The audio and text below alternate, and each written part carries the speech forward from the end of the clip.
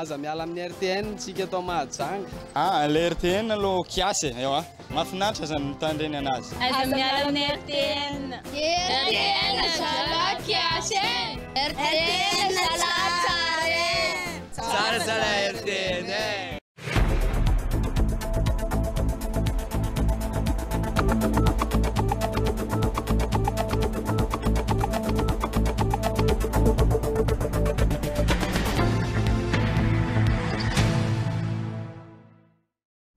Tovolahy iray no hita faty teny amin'ny fokotany Aranta omaly talata, nahitana ratra ny teo amin'ny masony ary mifatotra rojo vy ny tongony. Samy amin'ny heviny ny mpanao politika ny amin'ny anovana ny ampany amin'ny lalam-panorenana eto Madagasikara. Manomboka androany alarobia ny fampiofanana ny mpampianatra eo anivon'ny EPP ato amin'ny farim-piadidim-pampianarana mahajanga voalohany ho fanampiana ny traikefan'izy ireo. Amin'ny zoma izao no ho tanterahina eto amintsika ny fifanakalozana ara-kolontsaina eo amin'ny nosy Mayotte sy Mahajanga. Ireo no lohatenim-baovao arahinao amin'ity alarobia ity, tateriny Anise Rasmandimby.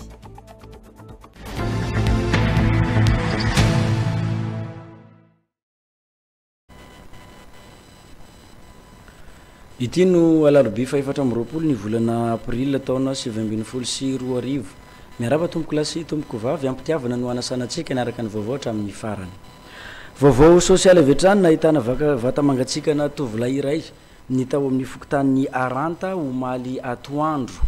Araky ny fijerena izay nataony avy eo anivon'ny BMHS nahitana ratra ny teo amin'ny masony ity razana ity ary mifatotra rojo vy ihany koa ny teo amin'ny tongony. Raha ny fanazavana voaray avy tamin'ireo tompony andraikitra nijery ny vata mangatsiaka n'izany olona izany teny amin'ny fokotanin'ny Aranta. Alidorako toalala no amitina amin'ny zavan'izy.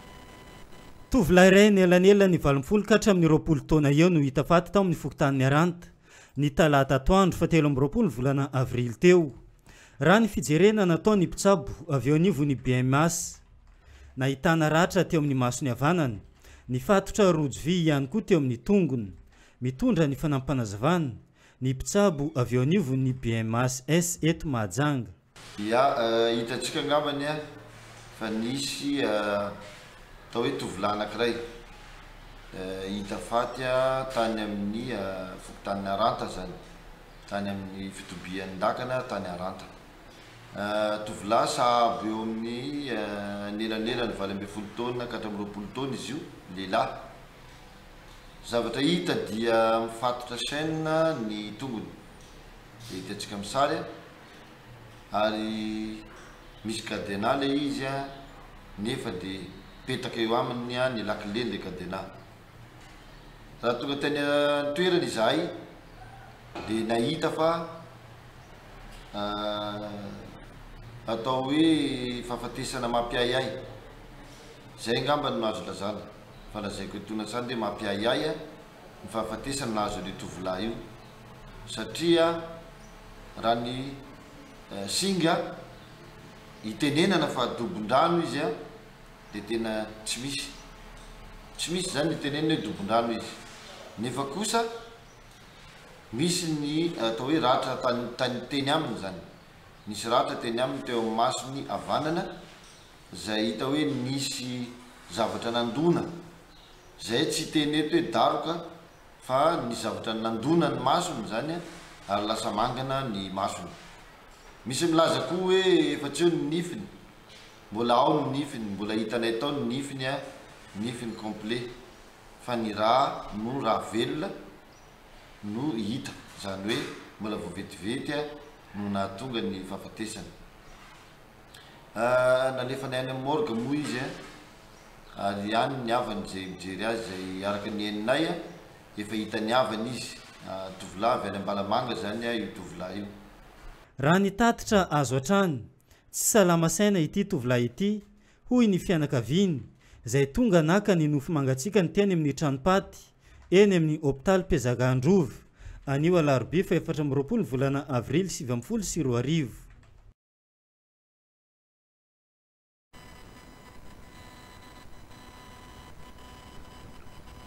lafim-baovao hafa tanteraka kosa indray dia tanterahina amin'ny sabotsy zao ny asa tana maro na ny etsika tana maro zay karakaraina eto an-tapitanànany Mahajanga amin'ny lalana miazo ny Amborovy no voalaza fa anaovana an'ity etsika ity mitondra fanentanana ny préfet ny Mahajanga manoloana an'izay zava-misy zay solitena radio télé nakay teny an-toerana Aldorako Tolala mandray ny feo sy ny sary mikasika ny vaovao.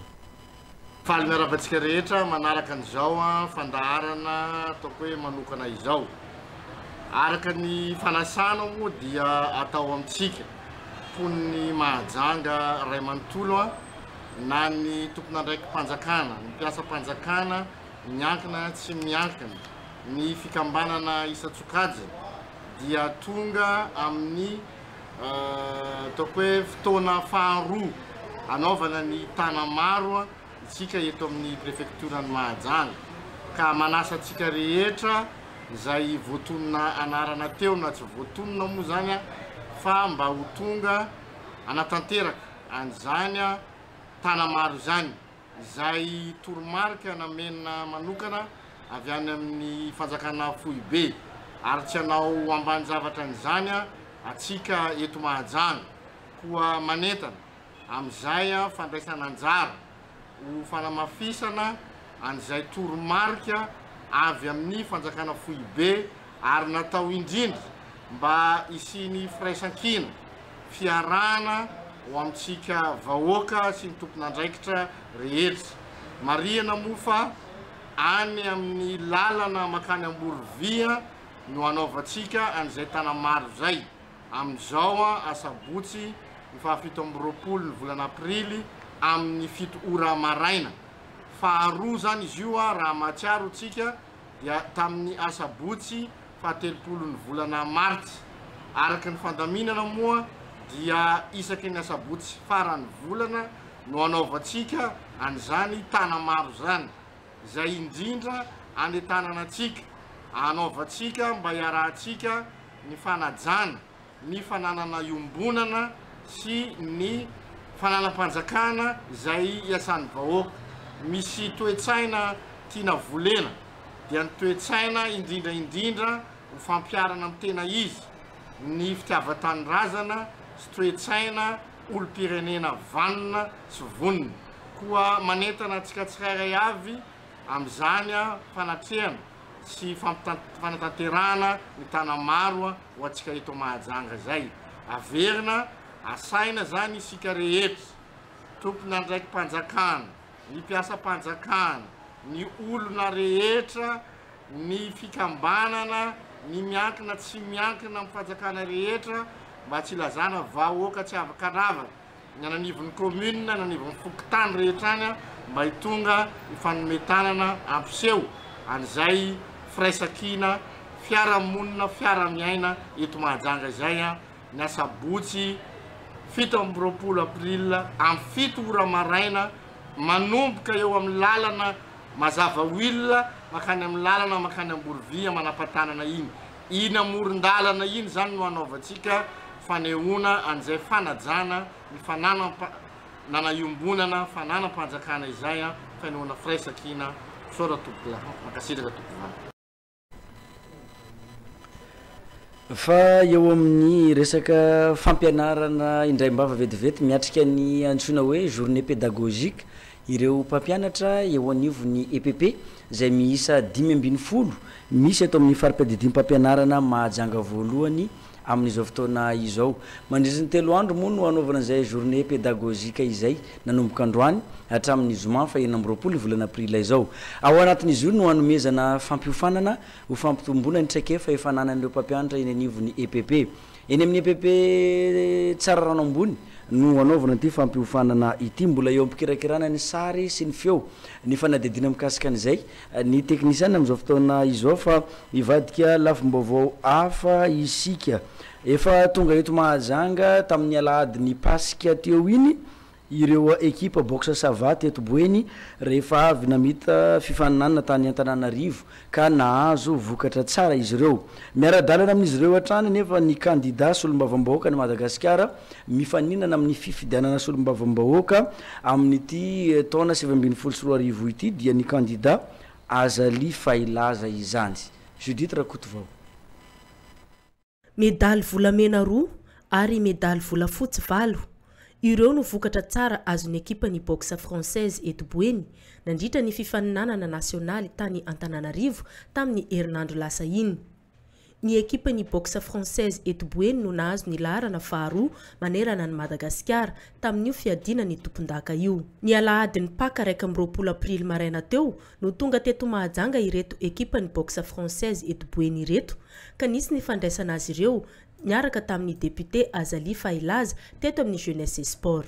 Efatra amby folo nandeha tany, efatra foana tsy tabakra demi-finale, efatra foana raraka tamin'ny demi-finale, fanifolo nanao finale jiaby.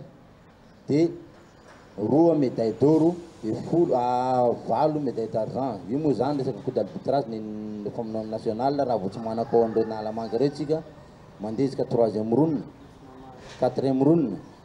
De tsy maintsy resendreo foana eo atao tsy mataitra zany fa ny zava-dehibe tena zava-dehibe zany de eto sady mbola miteny fa mbola manolatra tsika manana équipe nationale ray tsika zay meilleur combattant hatramizay dadapiso moins 65 kilos senior torako zany ko Ronaldo izy de mbola votanany journal izy amizao ary izy rolany meilleur combattant tao tamity tsy tokony ataony Ronaldo anatin'ny 4e round zany ny fitainy anatin'ny 2e round. Torako zany ko dadapiso tokony fitainy anatin'ny 5e round fitainy anatin'ny 2e round. Zaho moa zany misolo tenany reto combattanty ny Boeny reto. Voalohany teniko zany de fisaorana bevata n'Andriamanitra zany natongavana soamantsara tokoa tsisy KO zay nata raiky. De manaraka an'izany isaorana koa reo mpanazatra nanazatra anay moa zany natonga anay nahazo an'ireto vokatra nandroany reto. De nateo raha zany ka tsisy mpanohana tsy tafipody teto zay. Nata zay nisy vokatra bokany tsisy mpanohana sorana lehibe koa mety monsieur le député Azali am'zany nanohana anay nafana ny pody soamantsara teto nahitatsika jiaby boka Majunga hoe karaha ty vokatra ny Savate Box. Efa manomana ny fifaninanana iraisam-pirenena ihany koa ireto ekipany boxe française eto Boeny ireto amin'izao. Tsy nisaraka tamin'ireto mpilalao ireto ny candidat député Azali Failaza laharana faha 12 fa nanampy azy ireo hatrany. Ho an'ny député nay raha tsy nisy anazy zay tany tamin'ny elety tena ohatrana manokana zao tena tavela tany tsy nahita vady aman-janaka fa isorana manokana ho an'ny député nay tsy nanary anay tonga soamantsara eto Majunga de manaraka an'izany misaotra boetsaka monsieur le député Azali Failaza fa tena be dehibe championnat national nandeha hatramizay fa mbola tsara nisy ny tegna cotisy io eritrereto hoe ohatrinona fren'olona ray cotisy zava-dehibe zany misaotra manokana any Azali Failaza Portijo satria izy dia tsy nanao soatapany tamin'ity ligue-ny Savate Box ty teto Majunga efa nitoanany jusqu'à Antananarivo ary natelo teto Majunga. Tsy mamela ny tanora ho irery ny député Azali Failaza. Mbola betsaka ihany koa ny asa ho tanterahiny eto Mahajanga. Mila fanohanana ho izy ny tanora tia fanatanjahantena toy izao mba hahazoany vokatra tsara ho reharehany Mahajanga. Tena tsara ny vokatra tsika tsy noho izamo na tsara ny vokatra fa noho ireo zaza ireo. Tena miady ireo ary tsy adino koa ireo mpanabe anazy ireo sy mpanazatra azy ireo tena nahay nanazatra azy ireo ka tena nahay combat reo tany tena nahay niady. Nanatrika amin'ny fifaninanana zao tena hitako fa Majunga matanjaka. Ny voerantsika, ny mpifaninanatsika dia matanjaka.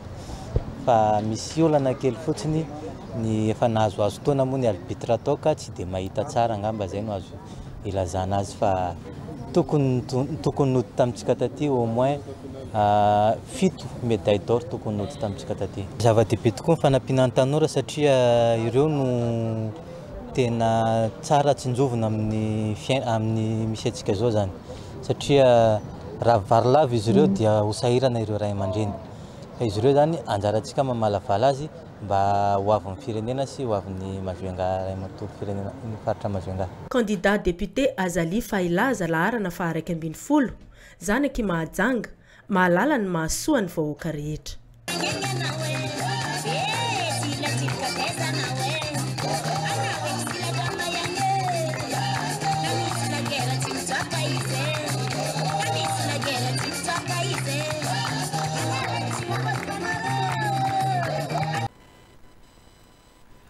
Mandray vahiny ny fotoan'ny fampahalalam-baovao eto amin'ny radio télé nakay amin'ny ity antoandro ny alarobia fa 4 ny volana aprila ity ny avy ao amin'ny Vetop DJ izay pitarika an'izany Vetop DJ zany eto Mahajanga ahitana ny DJ Eloa.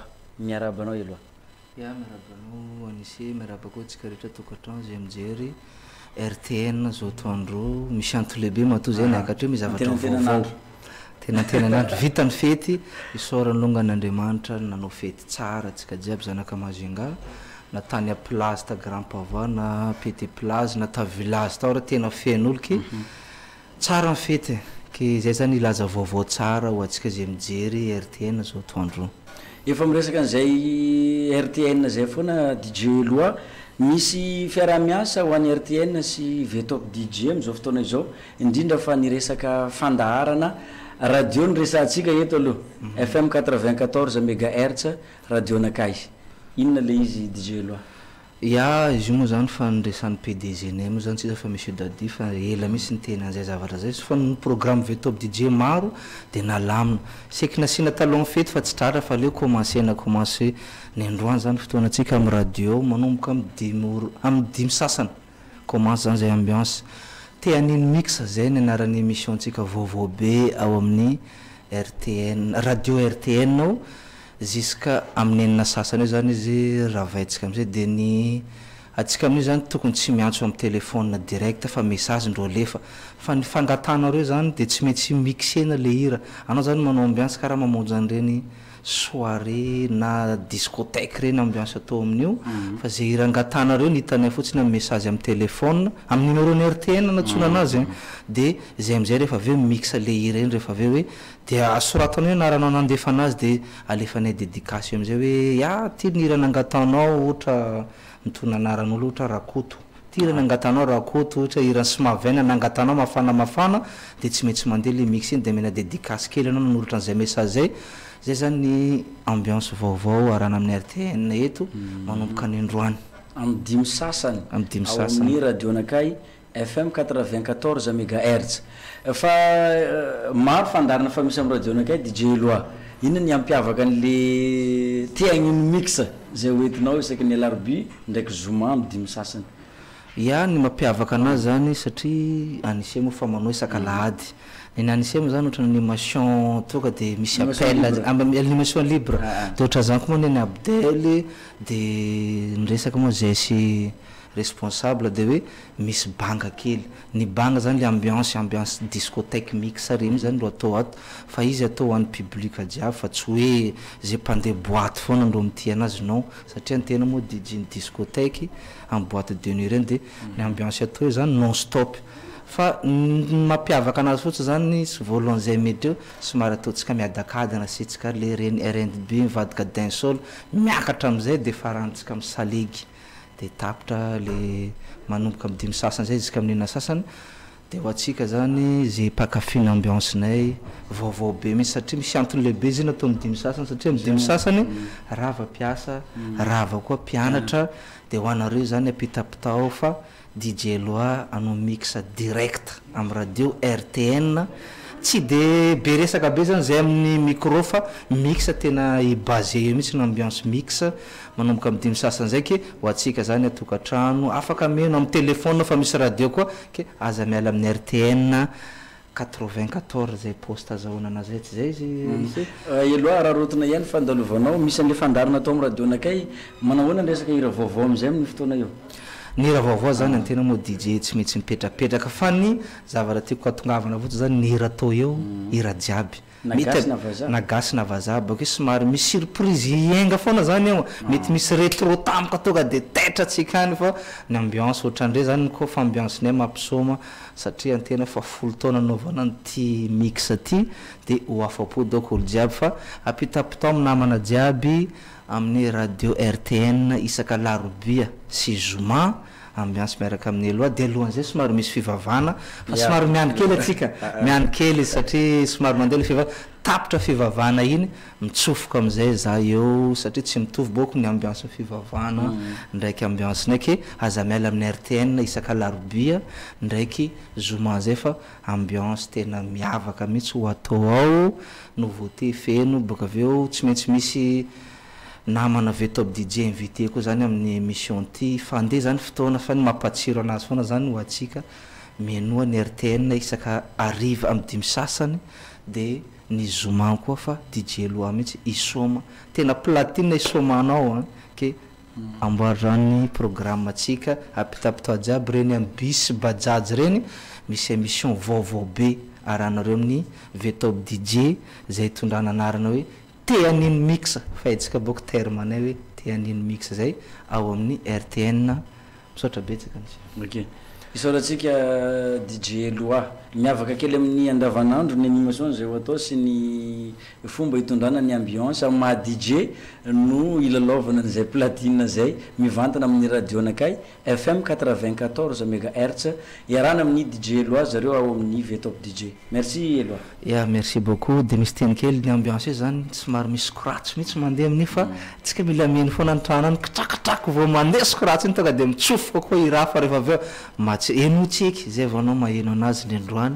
manomboka amin'ny dimora sasany misaotra betsaka tsika rehetra tokantrano misaotra anisianao nanolotra anay teto larobia sy zoma zany fotoanatsika amin'ny dimy sasany hatramin'ny enora sasany ariva miaraka amin'ny DJ Loa avy ao amin'ny V-Top DJ anolotra an'izay fandarana tiagnino mix izay tezatsika ny fotoana fampalalamba avao eo amin'ny lafiny fampianarana miatrika fiofanana ny mpampianatra eo anivon'ny EPP zay misy 510 eto amin'ny Cisco-ny Magenga 1 amin'izao fotoana izao eny amin'ny EPP tsara rano no anaovana an'izay fiofanana zay mandritra ny 3 andro mifarana amin'ny zoma fa 20 ny volana aprily miatrika ny antsoina hoe journée pédagogique ireo mpampianatra eo anivon'ny EPP miisa 510 eto amin'ny farampadidim-pampianarana mahajanga voalohany amin'izao fotoana izao manomboka ny alarobia 4 aprily izany eny amin'ny EPP tsara rano ambony no anatanterahana n'ity journée pédagogique ity ato amin'ny EPP tsara rano zany no anaovana ny journée pédagogique deuxième trimestre ho an'ny Cisco Magenga au niveau primaire moa zany mazava ho azy zay manaraka ny thème manao hoe technique de travail de groupe misafidina izy io satria tsy mbola tara zao am'izao deuxième trimestre zao zay entina hanampina an'ireo mpianatra osaosa zany hoe manampy ny mpampianatra fa reo mpianatra samy mpianatra koa de afaka mifanampy zany hoe tsy tena mila élite na 19 de moyenne na mpianatra anankiray fa miezaka mampitovy chance n'ilay mpianatra rehetrarehetra mba hiaraka isonitra eny na hiaraka ho afaka examen na ny classe intermédiaire zany mba ahafahan'izy ireo ihany koa avy eo manao performance rehefa avy eo mifanampy zany izy ireo ny osaosa dia ampin'ny mahay de miara misonitra izy ireo miara mampiakatra an'ilay niveau ireo mpampianatra ireo misy mampiofana mandritra ny journée pédagogique io ya le mpampiofana moa zany ao ny cosped ao ny chef de directeur d'école mifarimbona zany l'équipe pédagogique zany miara mitondra n'ity fifanana ty mandritra ny 3 andro zay omena ny mpampianatra nizaniza ny mpampianatra tsy maintsy misy foana formation continue eny fa reo zay meritreritry ny hoe tafiditra na vita ny formation initiale tany amin'ny école normale fa matona sina ny formation continue dia ilain'ny mpampianatra izy io satria miova araka ny vanim-potoana ny fampianarana zany hoe ny fampianarana zany aty amin'ny enseignement de zavatra miaina koa zany pédagogie ao anatin'izay zavatra zay ka ilana fiofanana foana tsy tapaka miofana ho fampitombona ny traikefa efa ananan'ireo mpampianatra eny anivon'ny EPP no antony anatanterahana n'ity etsika ity aharitra 3 andro izany hatramin'ny zoma fa 20 ny volana aprily marina fa isaky ny fotoam-pialan-tsasatra sahala am'izao no anaovana ny journée pédagogique. Lafim-baovao hafa kosa indray anjarany poniny Mahajanga indray zao no ampafantarina ny mikasika ny tahiry famatsim-bola malagasy ho fampiofanana ny mpiasa zay omaly talata no nanatanterahana izany atao amin'ny tranobe ny varotra sy ny industrie teny amin'ny bord de la mer ny Mahajanga. Fandaharam-panjakana ity nitanterahana ity ary aparitaka manerana ny Madagasikara izany fampiofanana izany. Judith Rakotovao. Nampafantarina teto amin'ny antenneran'ny varotra sy ny industrie ary nanasana mpiasa sy ny fikambanana eto Mahajanga ny FMFP, Fonds Malgache de Formation Professionnelle na tahiry famatsim-bola malagasy ho fampiofanana ny mpiasa amin'ny orinasa tsy miankina. Fifanarahan'ny Ministeran'ny Asa sy ny Mpampiasa ary ny mpiasa no nananganana ny FMFP ary ezana aparitaka manerana ny Madagasikara araka ny fanazavany tompon'andraikitra. Ny FMFP tahiry famatsim-bola malagasy fampifanana mpiasa zany hoe mitantana tahiry zany zay mizara anankiroa izy io.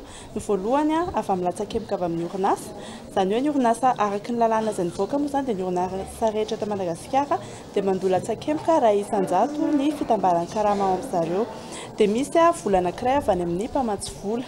Anisan'ny mpamatsy vola amin'izao moa zany dia ny AFD, ny Agence Française de Développement, izay nanome 6 millions d'euros ny FMFP ahafahana mandateraka fampiofanana ho an'ny mpiasa. Ny orinasa rehetra izay mandoa ny latsakemboka io zany hoe efa voasoratra anarana amin'ny CNAPS ary zareo dia ny CNAPS anisany manampy anay manangona an'le vola fa zareo tsy mampitombo ny vola alohan'ny orinasa sy ny mpampiasa any amin'ny CNAPS le izy fa zareo manampy anay amin'ny fanangonana an'le vola fa ny FMFP directement no mitantana an'le vola. Tsy mifidy fa ny orinasa rehetra dia afaka mangataka fampiofanana amin'izay filan'ny-mpiasa ao aminy. Misy ny fiara-miasa amin'ny CNAPS manatanteraka an'izany ho an'ireo orinasa izay mandrotsaka latsakemboka. Voalohany indrindra aloha le orinasa le mandoa an'le latsakemboka dia mangataka formation aty aminay izany, mandefa taratasy izy zany hoe izahay dia manana formation ohatry ataonay ho an'ny mpiasanay dia mandefa an'izay taratasy izay izy mankany amin'ny FMFP. Iny aloha zany ho an'ny orinasa izay mandoa an'le latsakemboka. Dia zareo afaka mangataka an'le financement zany hoe isan-taona izay dia mandefa appel à projet. Miantso zany zay hoe izy avy ny olona na association manana fampiofanana tiany atao dia mamaly an'ireny appel à projet reny zareo dia eo amin'izay zay no miétudie an'le dossier an'zareo moa zany dia mandefa manome ny financement. Misy koa ny fitsinjovana manokana an'ireo mpiasa tena tsy mandoa latsakemboka na ireo orinasa tsy ara-dalàna.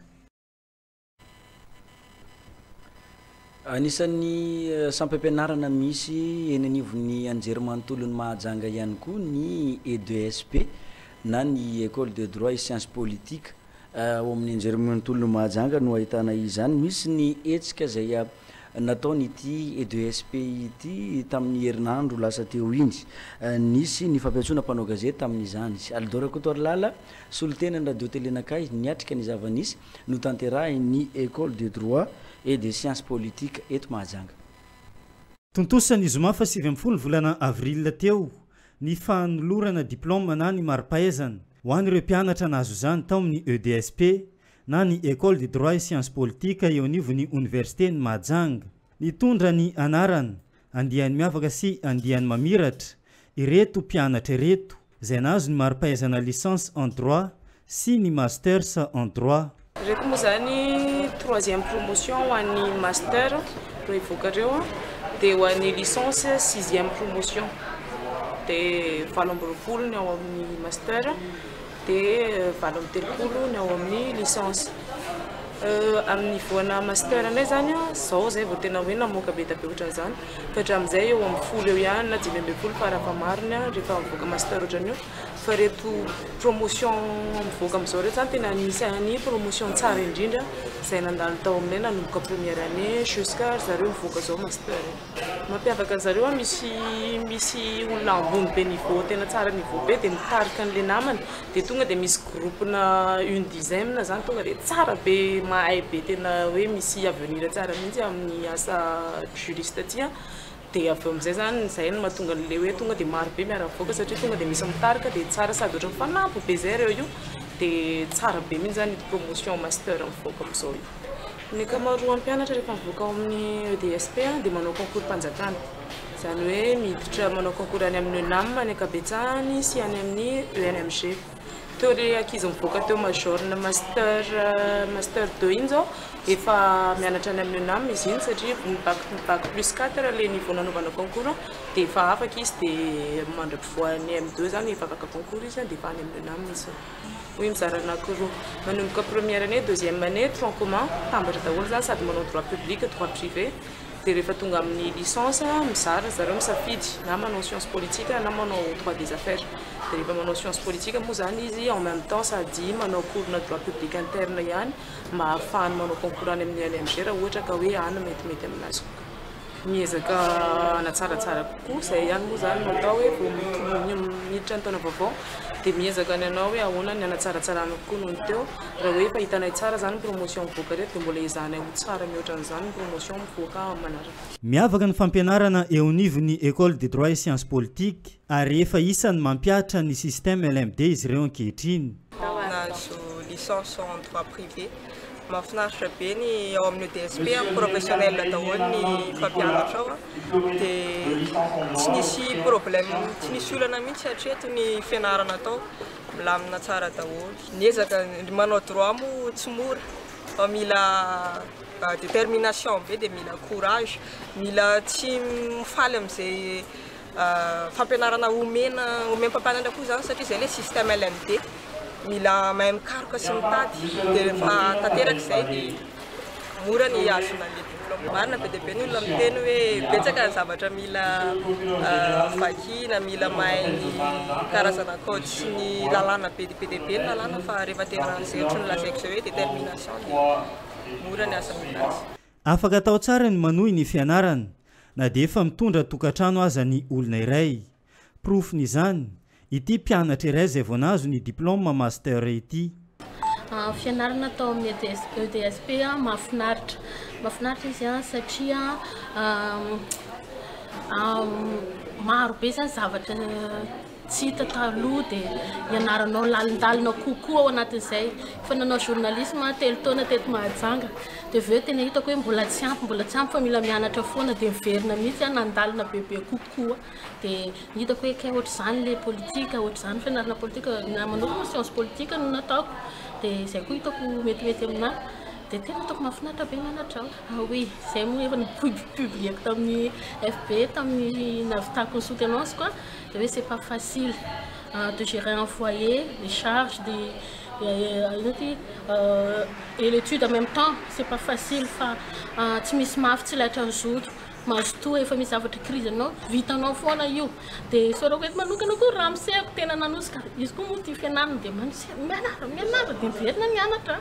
Afatra hoan'ireo zandry mianara rankizy mianara dia mbola malaina efa mazoto tsy afaka intsony tena izay mihitsiny ary tena raha-baky tena efa miteraka anao sady iny zaza mama eta ty ohatra zao mama hoana ty maila ty fa mbola hianatra iny anao fa mazoto iny tsy afaka tsony ianao satria marobe zavatra miandry anao.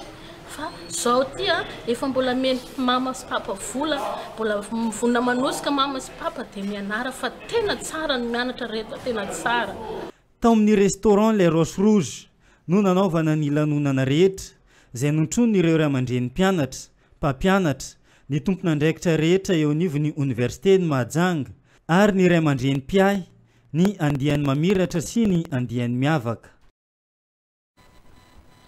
Misy filazana tonga atao anatin'izao fotoan'ny fampahalalam-baovao eto amin'ny radio télé nakay izao ovakina amintsika vetivety. Fagrois Center Mahajanga. Tonga indray ny fidirana vaovao ao amin'ny Fagrois Center izay ivim-piofanana anaranao ireto taranja manaraka ireto: italien, espagnol, allemand, chinois, anglais, français. Ny fidirana dia ny alatsinainy 20 aprily ho avy izao. Ny fiofanana dia tsy hanavana na mpiasa na mpianatra na olon-dehibe na tanora. Iray volana hatramin'ny iray volana sy tapany monja dia ahafahanao mifehy ny teny izay tianao ianarana. Efa manomboka ny fisoratana anarana koa tongava vonjivonjeo fa voafetra ny toerana ahitanao ny Fagrois Center dia ao ampasika ambadiky ny Agrivet. Fagrois Center vonona anome fahafaham-po anao. raha mila fanazavana fanampiny ny antsoany laharana 032 49 898 62 na 034 04 710 71. Amin'ny alahelo lehibe no ilazana amintsika tapaka sy namana fa ny avanay Cousin Patricia Marie Marthe na Mamanita dia nodimandry tamin'ny 13 Aprily 2024 teo rehefa ny vahiny 4 taona teto an-tany. Ny razana dia ao an-tranony ao Tsaramandroso ambony ampitany Marcos. Hisy ny feretatory anioalina. Ity filazana ity no solo ny fampandrenesana ho an'ireo tsy tratra antso no ny afenondrano be loatra. Sambatra izay maty dia izay maty ao amin'ny tompo. Amin'ny alahelo lehibe no ilazana aminareo havana namana sy tapaka fa nantsony ray nody any aminy omaly 13 Aprily 2024 i tompoko vavy mbola tiana Janine izay nivahiny 17 taona teto an-tany ary namela akamboty 4. Ny toerana misy ny razana dia ao Mabibokely secteur 4 ary mbola heretatory anioalina. Ny razana dia hoentina hiakatra any an-tanin-drazana rahampitso 15 Aprily 2024 hoy ny reniny Rasoa Mananory Hélène, ny iray tapo aminy Rakotiniana Eleonore Aimé, Rakotiniana Francine Aimé, Razafina Toandro Solo Hermine Aimé. Ny vadiny Razafindrakoto Tina Malala, ny zanany Razafindrakoto mbola niana Sergio, mbola nirina Sarika Tina, mbola tiana Fanasina Sarbidy, Razafindrakoto Tiavina Safidy. Ialana tsiny ho an'ireo tsy tratra antso no ny afenondrano be loatra. Tantely mambahoana ny fiainantsika zanak'olombelona mbola toyny izay filazana manjo izay hatrany sambatra ny maty dia ny maty ao amin'ny tompo hatramin'izao. Eny hoy ny fanahy fa hitsahatra amin'izay ny sasarany izy fa ny asany manaraka azy. Apokalipsy tokony 7:10 andiny 7:10 amin'ny finoana sy fanantenana amin'ny fitsanganantena amin'ny maty no ampandrenesanay fianakaviana fa ny reny malalanay raha vavy roa Cécile dia nantsony ray ody any aminy tamin'ny talata 17 ny volana Aprila 2024 rehefa nivahiny 70 taona teto an-tany. Ny manao ny filazana dia ny zanany Randriana Arsoa Félicien Mivady sy ny zanaka manjafiny. Ny nofiny dia iala ao an-tranony lo 62 parcelle 231 Mabibokely ny alakamisy fa 15 ny volana Aprila amin'ny ray ora ary hoentina homemboninahitra n'Andriamanitra ao amin'ny fiangonana FJKM zona famonjena ary apetraka eny amin'ny fasan-drazana Boanamaro ho an'Andriamanitra irery any eny voninahitra. Itindray ilazana ianareo zay nahita ny Mamalosy na Saintia izay nipetraka ho Tsaramandroso ambany mba ampandre ny ray aman-dreniny na mba anatitra azy fa mitentena mafy ny fianakaviana amin'izao fotoana izao. Afaka miantso ny laharana 032 95 998 42 misaotra melo tompoko. Izay ny mikasika ny filazana fa fotoan'ny fampalalamba-bao mbola mitohy nisy ny lanonana fifampiarabana tratry ny taona vaovao izay notanterahiny fikambanana zanaka marambitsy na fikambanana fizamama eto Mahajanga tao amin'ny bara Shekaty Tsararano ambony teny amin'ny Pambabe no nanaovana an'izay lanonana fifampiarabana tratry ny taona vaovao izay tamin'ny sabotsy farany herinandro teo iny no nanaovana azy io. Omby ray no novonoina ho nofokena amin'ny tampihavanana ho an'ny fikambanany zanaka marambitsy eto Mahajanga. Fikambanany zanaka marambitsy eto Mahajanga. Marambitsy amin'ny ilana ndrefa ny Mahajanga. Ao anatin'izany ny distrikany Soalala, ny distrikany Mitsinjo, ry zareo ao Namakia sy ny maro hafa. Misy ny ponina zanaka marambitsy zay mipetraka eto an-tapitanana ny Mahajanga mila ravinahitra. Manana fikambanana lehibe izy ireo eto amin'ny titanana ny Mahajanga ity. Tamin'ny sabotsy lasa teo iny, lanonana fifiamparabitratry ny taona vaovao, nivondrona ny fikambanany zanaka marambitsy no tanterahina teto amin'ny bara Shekaty, teto amin'ny Pambabe Tsararano ambony. Fifiamparabana tratry ny taona vaovao, nisy ny fiaraha-misakafo sy fiaraha-miala etaeta zay nataony mpikambana avy ao marambitsy monina eto an-tapitanana ny Mahajanga. Niavaka ny fankalazana n'izany fety izany raha ho an'ity taona 2024 ity araky ny fanazavana voaray. Nataonay androany ny fanapetarana zany fiarabana zany satria na miova endrika tokoa ny fikambanana amin'izao fotoana zao. Nitaterana ny fiarabana tatontaona zay miova endrika sy nataonay ohatran'le mahazatra taloha. Taloha zay rehefa manao fiarabana tatontaona dia nivady any mandeha. Fa ny androany zany dia nivanay kely indray le izy nametraka fiaralahina, nametraka firaisankina ary nampilalaony ankizy zany zay nampilalaony zanakanay mba hifampahafantarana zanaka ny Marambitsy eto Mahajanga dia tanterainay nandroany zany za zavatra zay.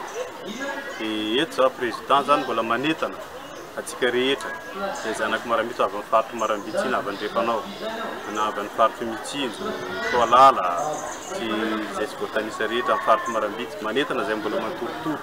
Fa ny fikambanantsika zany hatreto dia mbola mandeha, mbola mijoro ara-dalàna ara-panjakana ka any zay varimbarina fa ho fomba fiteny aleo lereo mitambatra toy zay misaraka. Fotoana zao moa dia hita fa miakatra avidiavy ny firalahina anaty fikambanana zanaky Marambitsy eto Mahajanga. Ka reo zay varimbarina araka teny namana teo aloha reo zany mifoazy amin'izay fa tena ambony dia ambony zao firalahina anaty fikambananao, mandroso dia mandroso zany zahay zay fa dia sotra tompoko hoe naminamana rehetra tonga namonjy bonanety androany le vanty ka sorana tolotra zazavy ka zay namana te hiditra reo manontany moko ngako fidirana aminazy teko mandray anareo an-tanandroa zay vonona tanteraka zay indray anareo fa tsy manilikiliky zany zahay sotra tompoko.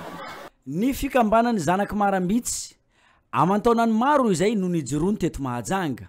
Mbola misy io fikambanana io amin'izao fotoana izao miova miamandroso hatrany ary miroborobo tanteraka ny fikambanany zanaky Marambitsy.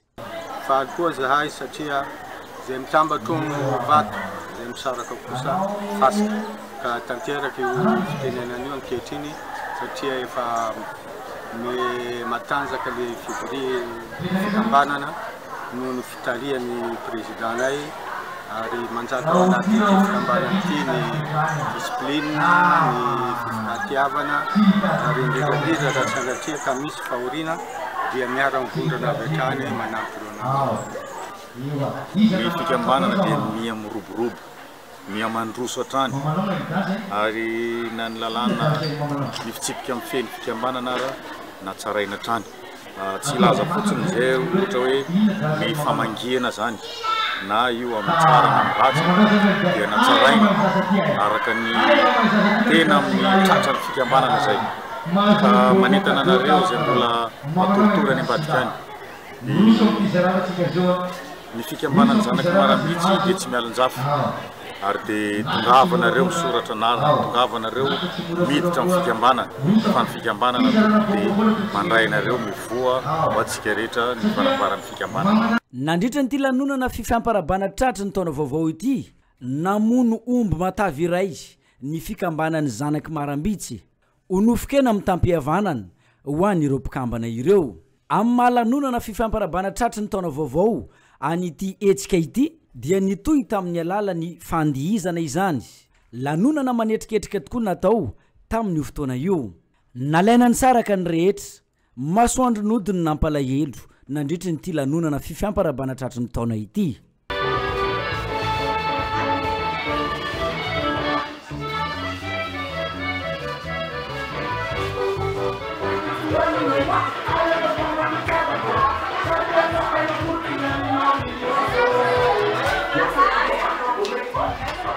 Ny olona avy ao Marambitsy mbola betsaka tokoa izy ireo mipetraka eto an-tampitananany Mahajanga na ihany koa ireo olona zay manambady ny olona avy ao amin'ny Marambitsy.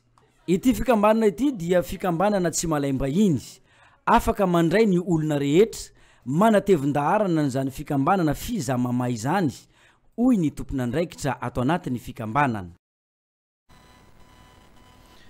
Arak'izay dia nifety tokoa ny zanaka Marambitsy ao anatin'ny fikambanana fizamama tamin'ny sabotsy teo teny amin'ny bara Shekati.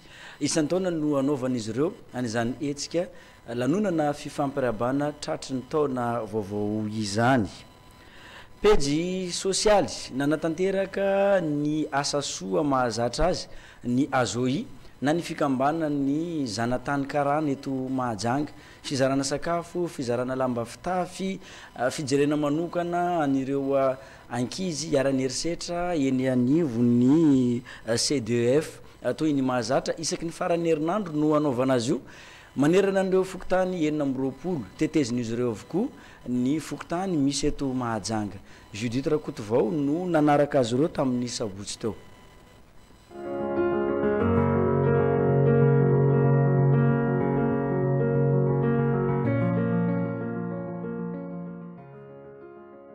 Zaza madinika sy zoky olona maro atao anatin'ny fokotany Antany Malandy no nisitraka ny fanomezana avy tamin'ny zanatany karana eto Mahajanga ny sabotsy 20 aprily atoandro. Nozaraina sakafo ara-pahasalamana toy ny vary sy laoka izy ireo ary notolorana lamba mafana manokana ihany koa ny zoky olona ka teto amin'ny EPP Antany Malandy no nanatanterahana an'izany.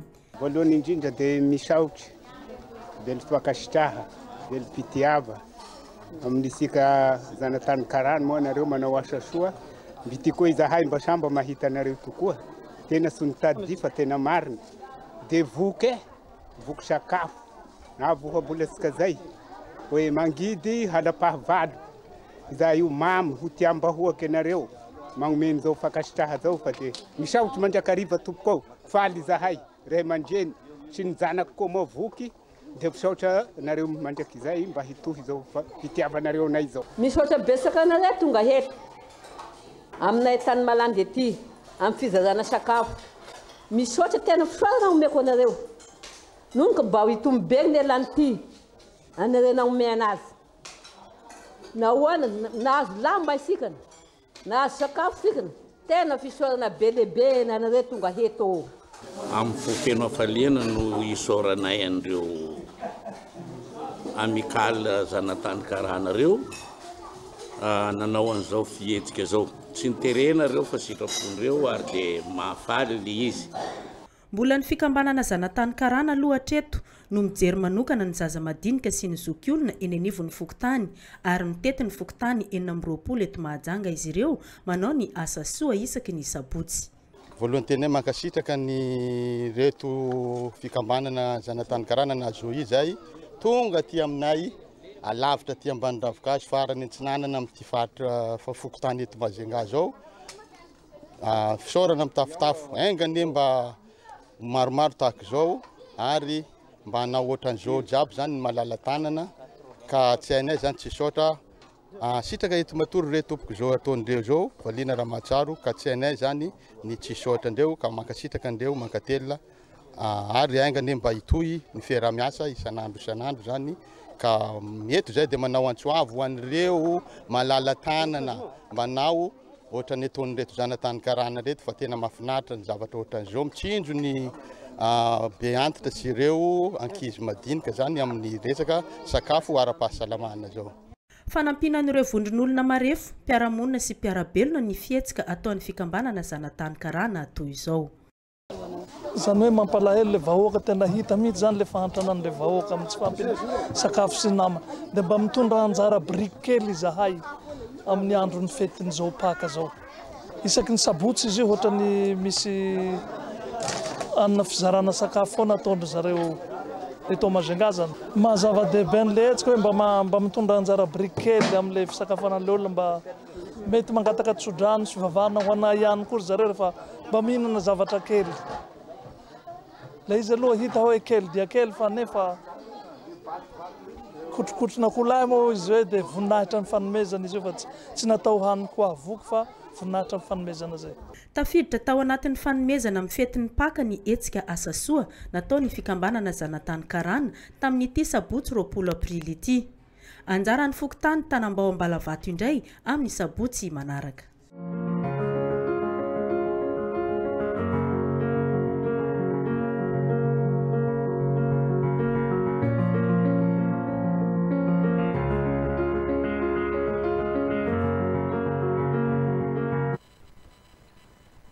Averina ovakiny amintsika ny filazana zay avoray tamin'ity fotoany fampalalam-baovao ity rehefa avy toizatsika ny vaovao.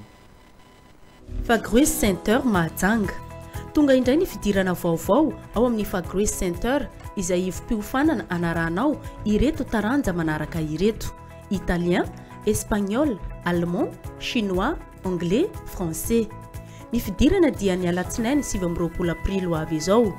Ny fiofanana dia tsy hanavana na mpiasa na mpianatra na olon-dehibe na tanora. Iray volana hatramin'ny iray volana sy tapany monja dia ahafahanao mifehy ny teny izay tianao ianarana. Efa manomboka ny fisoratana anarana koa tongava vonjivonjy eo fa voafetra ny toerana. Toerana ahitanao ny Fagroes Center dia ao ampasika ambadiky ny Agrivet. Fagroes Center vonona anome fahafaham-poanao. Raha mila fanazavana fanampiny, ny antsoany laharana 032 49 898 62 na 034 04 710 71.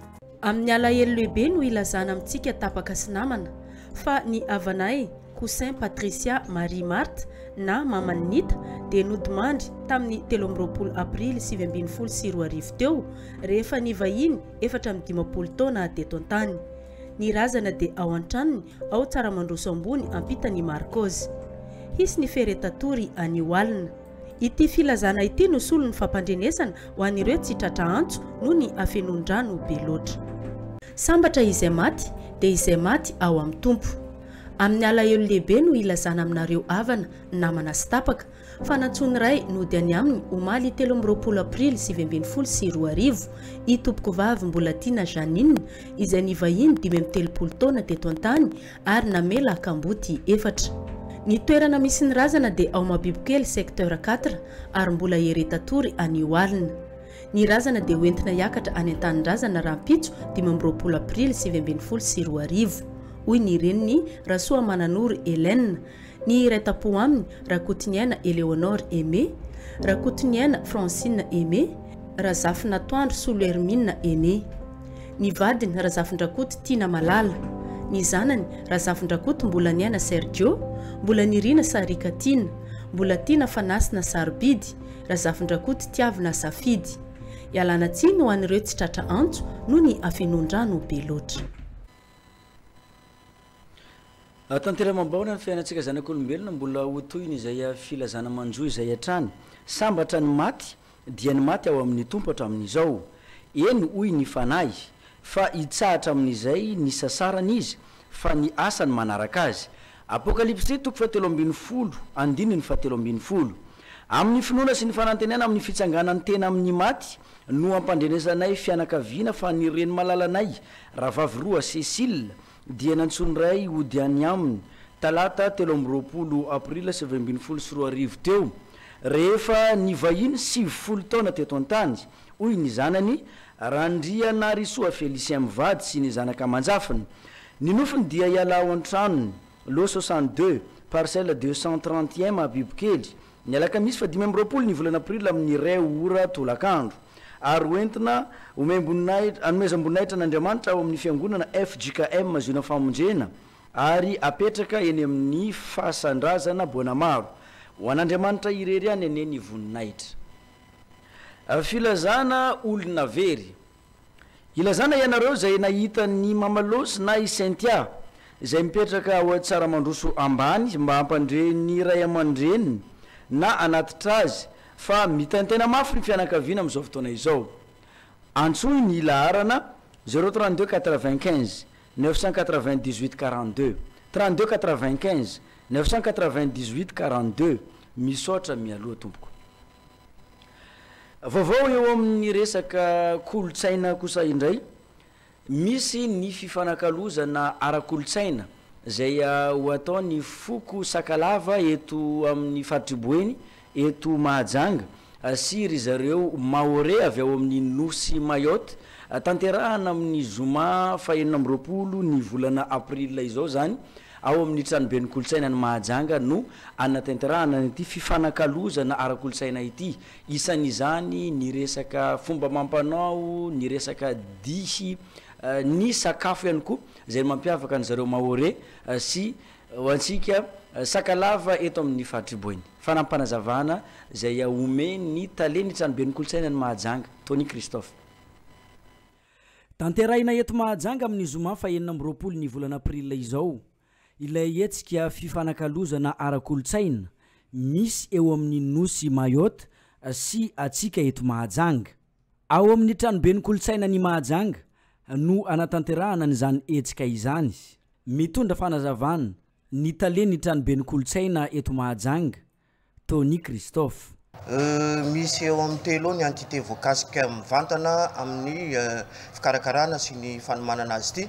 Eo aloha centre communal d'action sociale avy eo Tsingoni Mayotte. Eo koa ny fikambanana iray eto Mahajanga dia ny filongoaben'ny Sakalava ary ny avy aty amin'ny ministera izay ahitana ny foibe paritry ny kolotsaina sy ny serasera ary ny tranoben'ny kolotsaina. Ny tapany voalohany izay ahitantsika ny fampisehoana ara-kolotsaina ka singanina manokana amin'izany ny fanambadiana nentim-paharazana Sakalava ho an'ireo aty amin'ny faritry Boeny zany. Ny tapany faharoa kosa dia ny lafy ny ara-tsakafo izay ezahana anasongadinana indrindra ny sakafo ho antsika malagasy izay tokony ampahafantarina andry zareo reo ary izy koa ny sakafo izay ho andry zareo avy any Mayotte ezahana ihany koa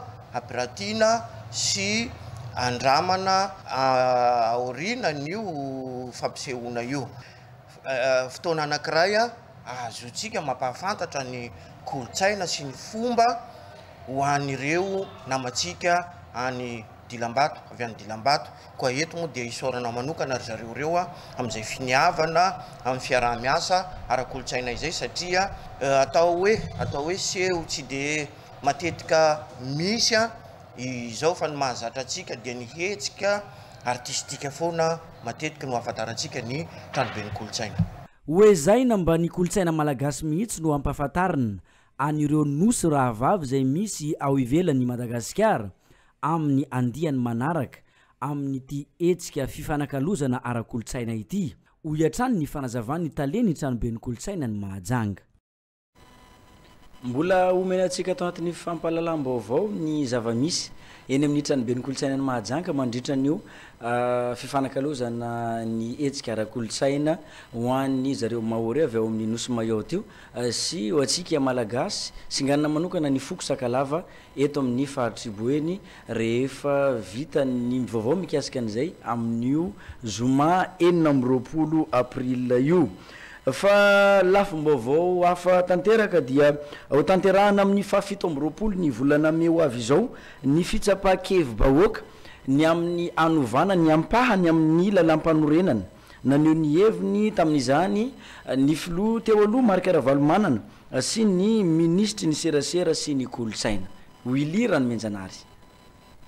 Samy maneho ny heviny amin'ny fanovana amin'ny ampahany ny lalam-panorenana ny mpanao politika sy mpandinika ara-politika eto Madagasikara amin'izao fotoana izao. Ho tanterahana ny 17 ny volana May ho avy izao ny fitsapakevim-bahoaka na ny referendum amin'ny fanovana amin'ny ampahany ny lalam-panorenana amperahana amin'ny fifidianana solombavam-bahoaka eto Madagasikara. Naneho ny heviny momba izany i Marc Ravalomanana filohan'ny Repoblika ny Madagasikara teo aloha. Fanitsakitsahana ny lalam-panorenana ny fanaovana amboletra io referendum io raha izy dia tsy zany mamaly an'izay fa ny vahoaka raha hanao amboletra izy dia hitany hoe ny vokany fahefanany tsy an'izay mpitondra ao fa ny fahefana any vahoaka anarany any vahoaka ny fahefana ka vahoaka malala efa fantany ireo vahoaka tsy miteny miandry fotsiny ireo misy dikany fa tsy hoe ireo vahoaka ireo fa mangidy izy dia resy zay na mahantra izy dia resy zay ny hery velona rehetra nareo le partie prenante atao anatin'ny mpanao politika eto Madagasikara tokony fampidinika aloha fa tsy tonga dia raisina tapoka fotsiny ohatran'izao sady tonga dia hoe fiantsona fa tsy mbo hoe misy dinidiniky fanakaloza-kevitra kory. Mangina atao tamin'ny 2007 tao tamintsika hiditra tao anatin'ny SADC sy nampidirana ny teny anglisy langue officielle amandoma zay fitia rafitra no kitiana. Nanambara kosa ny ministry ny serasera sy ny kolotsaina fa efa fanamby napetraky ny filohan'ny Repoblika ny Madagasikara ankehitriny andry nirina rajoel ny fanovana amin'ny ampahan'ny lalam-panorenany tafiditra ao anatin'izany ny fanafanana ny androm-panjakana antenimiran-doolona ary tafiditra amin'ny fanovana ny fanafanana io androm-panjakana io andiny faraiky ambem-polo am'zato aloha dia miteny hoe tsy misy fanovana lalam-panorenana azo atao raha tsy dia ataoko amin'ny teny vahiny dia ataoko amin'ny teny malagasy dikan'ny lalam-panorenana ny raisiko fa tsy hoe zany mamorona sauf en cas de nécessité jugée impérieuse dia ny amin'ny teny malagasy dia hoe raha tsy misy antony tena ilaina azy anjara ny filohan'ny repoblika no mandanjalanja hoe antony tena ilaina azy anaovana zany fanovana ny lalam-panorenana izany eo ange mangina ny texte mikasika ny hoe iza zany manao ny interprétation an'le hoe nécessité jugée impérieuse fa mifilan-kevitry ministre dia mahita hoe mitovy amin'ny filohan'ny repoblika afaka mandrava antenimieram-pirenena rehefa hitany fa misy antony manokana mikasika an'izany dia ohatran'izay ihany koa ny fahafahany mandanjalanjany hoe misy antony tena ilaina azy ka ovaina lalam-panorenana inona moa ny antony tena ilaina azy fanatanterahana ny fampanantenana natao tamin'ny vahoaka nandritra ny fampelezan-kevitra raha ohatra tsy nanao an'izay indray ny filohan'ny repoblika dia hoe mandainga ianao tsy mitazona ny teny nomenao ianao koa moa dia hoe vely rano sy ny sisa fa tsy ataonao akory le izy dia izay no mahatonga amin'ny filohan'ny repoblika mampanatanteraka an'izay zavatra nampanantenaina izay misy milaza hoe nitapohana hono ny vahoaka malagasy tsy atoto ny vahoaka malagasy matoa nankatoho ny filohan'ny repoblika 5 faingo 6 isanjato amin'ny fifidianany dia mazava ho azy zany fa efa fantatry ny vahoaka malagasy ny zavatra ho ataony filohan'ny repoblika ao anatin'izay fampanantenana izay efa nazo ny fankatoavany vahoaka malagasy sahady le zavatra nampanantenaina fa tsy maintsy omena endrika izay araka ny lalàna dia izay no ilaina manao ny référendum mbola tsy fantatra atreto ireo pitsopitsony izay ovany ao anatiny ity lalam-panorenana ity raha ny vaovao ray farany andrasana araka izany ny fa 7 ny volana me ho avy izao ny hanaovana ny référendum na ny fitsapakevy-bahoaka amin'ny fanovana amin'ny ampahany ny lalam-panorenana eto Madagasikara. Efa vonona ny vaovao misongadina an-gazety zay nivoaka tamin'ity alarobia fa 4 ny volana aprila ity ovakina amintsika miaraka amin'ny Aldora Kotorlala.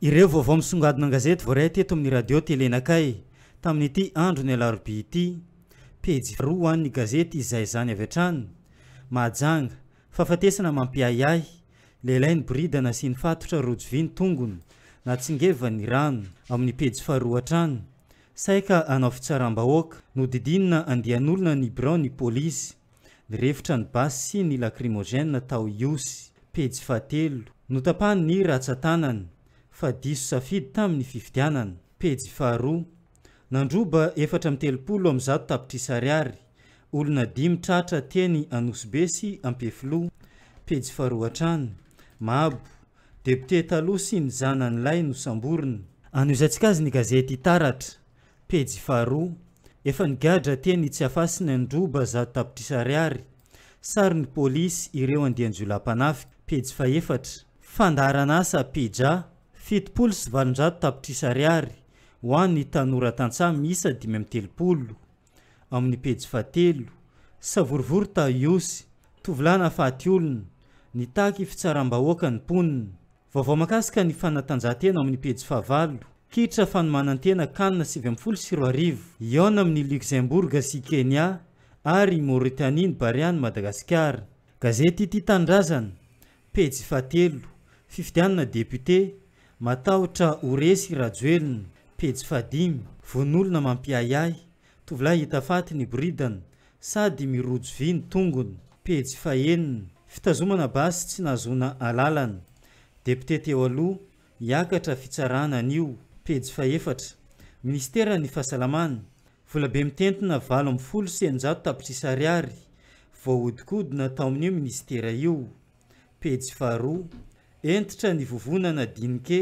tsy izay tia ny mpitondra no atao eto anoizantsika azy ny gazety Inona ny vaovao pejy 7 nitaky fitsaram-bahoaka raikitra ny Sakoroka teo anolohan'ny komisariany iosy pejy 4 ady amin'ny asandalo miaramila 700 anatanteraka ny fampandrian-tany.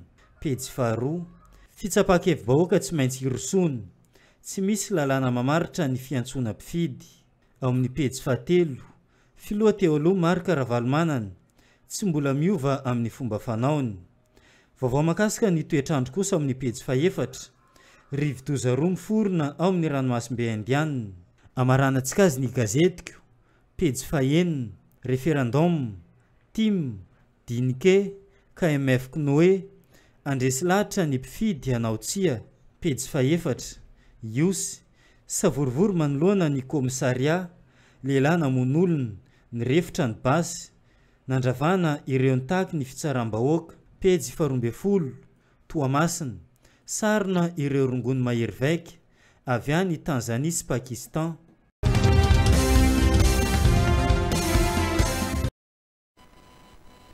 Averina ovakina amintsika ny filazana izay voaray tamin'ity antoandro ity. Fagroes Center Mahajanga. Tonga indray ny fidirana vaovao ao amin'ny Fagroes Center izay ivim-piofanana anaranao ireto taranja manaraka ireto: italien, espagnol, allemand, chinois, anglais, français. Ny fidirana dia ny alatsinainy 20 aprily ho avy izao. Ny fiofanana dia tsy hanavana na mpiasa na mpianatra na olon-dehibe na tanora. Iray volana hatramin'ny iray volana sy tapany monja dia ahafahanao mifehy ny teny izay tianao ianarana. Efa manomboka ny fisoratana anarana, koa tongava vonjivonjeo fa voafetra ny toerana. Toerana ahitanao ny Fagroes Center dia ao ampasika ambadiky ny Agrivet. Fagroes Center vonona anome fahafaham-poanao. Raha mila fanazavana fanampiny, ny antsoa ny laharana 032 49 898 62 na 034 04 710 71. Amin'ny alahelo lehibe no ilazana amintsika tapaka sy namana fa ny avanay Cousin Patricia Marie Marthe na Maman Nita dia nodimandry tamin'ny 13 aprily 2024 teo rehefa ny vahiny 4 taona teto an-tany. Ny razana dia ao an-tranony ao tsara mandroso ambony ampitany Marcos. Hisy ny feretatory anioalina. Ity filazana ity no solo ny fampandrenesana ho an'ireo tsy tratra antso noho ny afenondrano be loatra. Sambatra izay maty dia izay maty ao amin'ny tompo. Amin'ny alahelo lehibe no ilazana aminareo havana, namana sy tapaka fa nantsony ray nody any aminy omaly 13 aprily 2024 itompoko vavy mbola tiana Janine izay nivahiny 17 taona teto an-tany ary namela akamboty 4. Ny toerana misy ny razana dia ao Mabibikely secteur 4 ary mbola heretatory anioalina. Ny razana dia hoentina hiakatra any an-tanin-drazana rahampitso 13 aprily 2024 hoy ny reniny Rasoa Mananory Hélène. Ny retapo aminy Rakotiniana Eleonore Aimé, Rakotiniana Francine Aimé, Razafina Toandro Solo Hermine Aimé. Ny vadiny Razafindrakoty Tina Malala.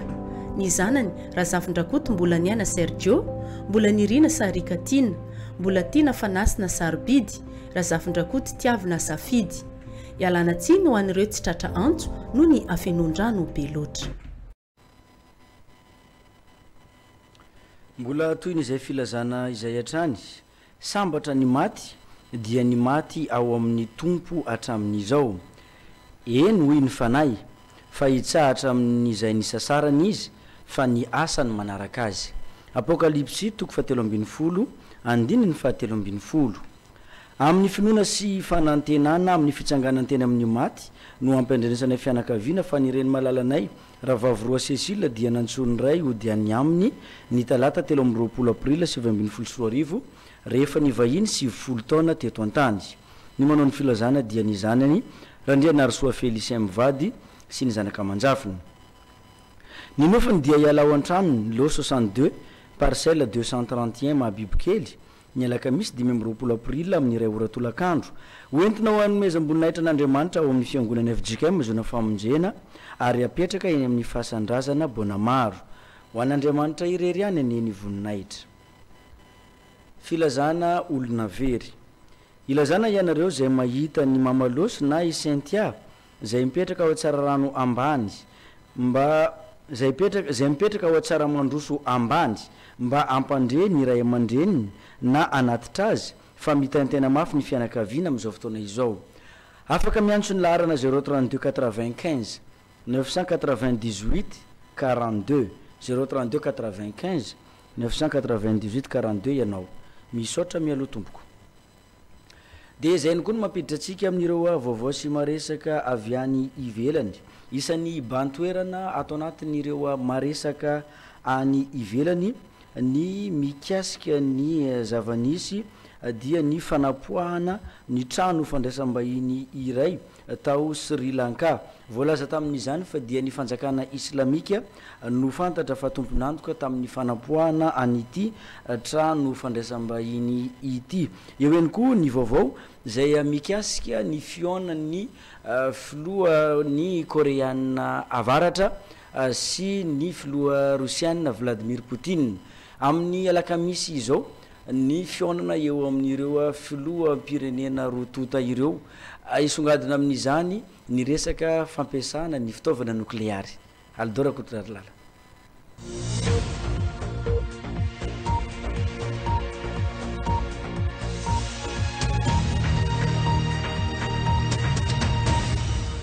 Ny fanjakana islamika no fantatra fa tompon'antoka tamin'ny asa fampirorona teo amin'ny fanapohana fiangonana sy trano fandraisam-bahiny tany Sri Lanka ny andro ny aladin'ny Pasika teo iny. Tafiakatra hatrany amin'ny 7,7 ireo renamoiny ainy ankehitriny ary 500 hafa ny maratra mafy mbola manaraka fitsaboana eny anivony hôpitaly. Mitohy ny fanadihadiny ary nisy tamin'ireo mpanao asa fampirorona no hita tamin'ny alalan'ny caméra de surveillance. Ny rotsaka antrehatra ny vondrona iraisam-pirenena nitondra fanampina amin'ny fanjakana Sri Lankais eo amin'ny fanaovana ny fanadihadiana rehetra. Efa olona hatrany amin'ny 70 no voasambotra ankehitriny ary mbola misy naman'izy ireo ihany koa ny karoina fatratra izay voaroroy nandray andrara tamin'iny asa fampirorona iny.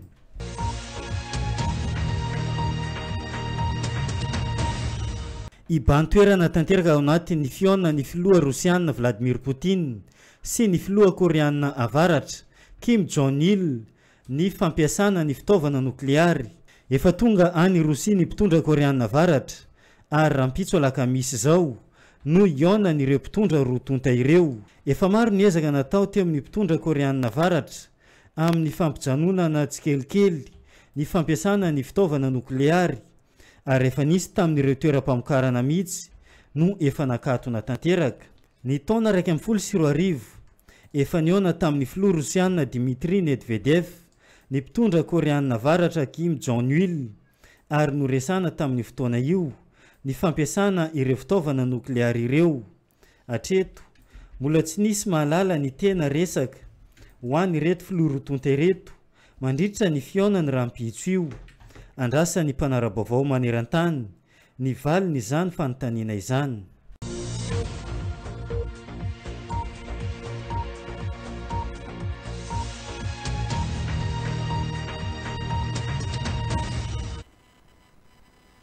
Eo amin'ny pejy ny finoana kosa indray amin'ny sabotsy fa 7 ny volana aprila izao no anaovana n'ilay etsika lehibe karakaray ny fiangonana fanahin'ny voninahitra zay atary ny lehilahin'Andriamanitra pasteur Isidore Andrianirina sy ny Ramatovadiny izany.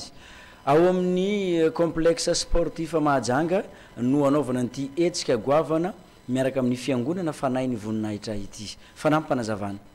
Manova olona, manova fiainan'olona. Changing people, changing life.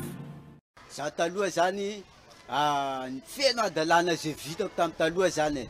Ao ny manendaka olo miaraka amin'ny namana, andaotsika andeha miboro tarity namana. Ireny zany tsy agnaty sainako fa hoe fitaritany namana to mahatonga an'ireny zany. Yawa. De aplisiny zany eo finanana rombony reto jamala reto zany reny zaka tsy hoe akansainan'olona zany izy io fa fitaritaritan'ny namana zany mahatonga anazy io. Ary ao koa ny sigara, izy io zany tena fakapanay raty zany le sigara. Ary raha vao tsy misy anazy zany anao de teraka ohatrany sainte le fona zany raha vao tsisy anazy. Maraina anazy zany raha vao tsisy anazy de teraka anao koa hoe hay mama any ma tsisy 1000 baly tsantsika ma sa 1000 francs tsantsika ivangako sora.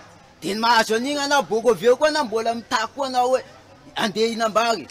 za mila mifinsoa koa inambary ana mahazo an'igny koa zany mbola vita mihinambary koa na mbola hitaka amin'ny rabofy koa tsisy 1000 francs moa rabofy ana mitaka an'igny koa zany mahazo 1000 francs hay boko aveo rabofy nefa manomboky mitseka 10 000 francs anao ty fa tsy vita elao sigara eo izy koa fa tsy araka anao izy manana an'igny mba tia ampiala anao ampiovanao fa tsy hoe hay anareo mihinana an'io sa zao tsy igny zany tsy mety boko aveo asa devolinety mampitena anao amin'io fa tsy hoe Andriamanitra zany fa anareo izy koa mba misy saina zany manafo jiaby mba mitovy kara zao mba zao mangataka aminareo zay namako jiaby zany miova io sigara io ijamala io volanao to lany angovinao lany boko aveo anao mekely sitanao zao io fa mibavata zao io fa tsy kara taloha za taloha mahia kely boko aveo za mihinana hay 5 kapoky zany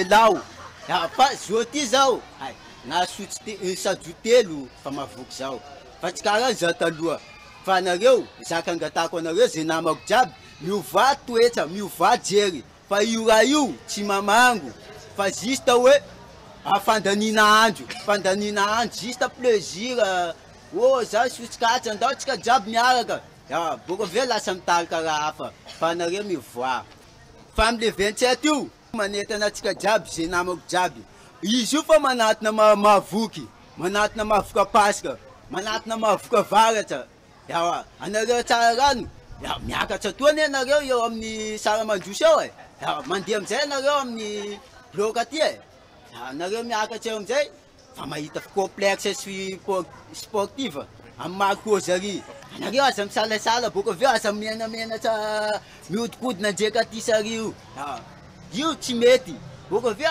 asivitsikitsiky eo amin'ny fiaina nareo tonga de fa ataovy ety le raha mampifaly anareo misinjany ety anareo tonga de antetsika anazy afaka jiaby fisahokinao agnatiny ao amin'ny anaran'i Jesosy afaka anao rahalahy afaka anao ranabavy anao tia mamonjy boaty io anao tia mandeha amin'ny boaty io andeso ariky amin'ny complexe eo amin'ny piskina le 27 ho avy io sabotsy io tsiska baro vandivandy io fa raha marina pasteur Judoro lelahin'Andriamanitra io manoro lalana soa aminao ary mbola eo koa vadiny io tsy hoe izy karaha manaiky jiaby io hoe andeha agnano sorta mandeha la ville io fa io mihaja angataiko anao zay manafo mifoka sigara manafo mifoka jamala mitongava anareo sode anegnina fa io raha io ambako anareo zany karaha zao ty voninahitra ho an'Andriamanitra ary zafa tsisy mangatanga mifasy 1000 baly koa rabofy mitongava anareo zay mpagnano an'izay zay magnano an'izay na dia anareo mikanjaka akory io toujours lany sigara io izy lany sigara io tsisy zaka tokony hoe zao tanjona ko anay raha anao te anatanjona mitongava amle 27 io amin'ny fitora tsy diso zay 27 avril rendez-vous afaka amin'ny parakin'olo afaka amin'ny sigarany olo afaka amin'ny mamsany olo afaka amin'ny zavatra mamatotra azy aza vela isy antony anakanareo tsy goava fifaliana ho amin'ny manasanareo hamonjy an'ilay fotoam-bavaka amin'ny 27 avril amin'ny sabotsy ho avy zao amin'ny fitora maraina ao amin'ny complexe ampiskina tongava daholo fa tena zava-dehibe eo amin'ny fiainako matoa mbola tapaorina ao amin'ny Jesosy hatramin'izao fitaovana fotsiny any zay mitona anao fa Jesosy ny tena manasa anao ahita zavatra goavany ianao tongava jiaby mbola misy fisorana ihany koa voaray eto ampelantanana ao anatin'ity fotoany fampalalam-baovao atoandro ity vakina amintsika vetivety ny mikasika an'izay fisorana ajoba toko fahasivy amby folo andininy fahadimy amby roapolo sy enina amby roapolo fantatro fa velona tokoa ny mpanavitray ka hitsangana farany eo ambony vovoka izy rehefa hintsana izao hoditra izao ka afaka amin'izao nofoko dia azo mahita an'Andriamanitra ao noho ny fahalasany avy malalanay raha tompokilahy Ampizarazava Ambroise di Babazy dia maneho fisaorana aminareo avana Mantsakaizy sy ny mponiny mahajanga rehetra izay tonga ny tododo sy nanotrina anay hoy ny vadina velany Rafaly Arsonina sy ireo zanany andony alafelana Ivety, ampy zarazavy tanteraka Stéphie, ampy zarazavy Tsiaro Steven, ampy zarazavy tatamy Fibi. Ireo raitapo aminy Zafy Soamaro Bénédicte, Zafy Ampizara Isabelle, Zafy Ampizara Marie Adèle, Zafy Ampizara Delphin Abel sy ny fianakaviana iray manontolo. Tsara levenana ny maty ary ny kazany velona koa dia mbola ilana tsiny ho an'ireo izay tsy tratranso noho ny afenondrano be loatra. Misaotranao nanaraka ny vaovaotra amin'ny farany teto amin'ny radio télé nakay tamin'ny ity alarobia fa 4 ny volana aprila taona 2024 sy 2024 ity. Magasitraka ihany koa andreo namana mpiara-miasa izay nanampy ka nahafahana nanotra n'ireo antsimpriam-baovao teo ireo. Ny sampana fampahalalam-baovao manome fotoanantsika amin'ny 7 alina amin'ny vaovao amin'ny fiteny paritra. Veloma tompoko.